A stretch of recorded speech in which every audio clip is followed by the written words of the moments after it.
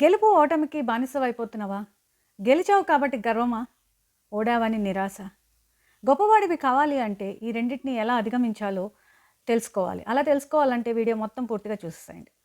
ఒక్క మాట, ఒక్క కథ మీ జీవితానికి స్ఫూర్తి. నేను doctor Anuradha, life coach and motivational speaker. ఎన్నో ప్రేరణాత్మకమైన కథలు, స్ఫూర్తినిచ్చేటటువంటి మంచి మంచి ఆలోచనలు నా 3 మినిట్ మోటివేషన్‌లో నా ఛానల్ ద్వారా మీకు అందించడం జరుగుతోంది. ఇలా మీ జీవితాన్ని మార్చే ఎన్నో విషయాలు, ఎన్నో కథలు మీరు మిస్ కాకూడదంటే వెంటనే సబ్స్క్రైబ్ చేసేసుకోండి. బెల్ ఐకాన్‌ని మాత్రం ప్రెస్ చేయడం మర్చిపోకండి. నేను వీడియోలు పెట్టగానే మీకు నోటిఫికేషన్స్ తప్పకుండా వస్తాయి. గెలుపుకి పొంగిపోకూడదు, ఓటమికి కృంగిపోకూడదు. ఈ కథ వినండి ఒకసారి. ఒకసారి ఒక గురువుగారు శిష్యుడితో, నాయనా, విజయం నిన్ను మార్చిందా? ఓటమి నిన్ను దిగజార్చిందా? దీనికి సమాధానం చెప్పగలవా అంటే శిష్యుడు సమాధానం చెప్పలేక ఆలోచనలో పడతాడు. అప్పుడు గురువుగారుండి, నాయనా, ఒక యోధుడు గెలిచినప్పుడు చాలా వినయంగా ఉంటాడు. అదే ఓడినప్పుడు మరింత ధైర్యంగా నిలబడతాడు. అతను గెలుపుకి ఓటమికి కాదు, తన లక్ష్యానికి బానిస. సో అలాగా ఉండి జీవితంలో ముందుకెళ్ళాలి అని చెప్తాడు. ఈ మాటలు ఆ శిష్యుడు మనసుని చాలా బాగా తాకాయి.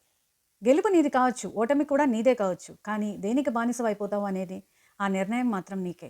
కాబట్టి గెలుపుని జీవితంలో ఎదగడానికి కొరకు, అదే ఓటమిని జీవితం నుంచి నేర్చుకోవడానికి కోసం వాడుకుంటూ నీ లక్ష్యం వైపు ముందడుగులు వేస్తూ వెళ్తే విజయం తప్పకుండా నిన్నే వరిస్తుంది.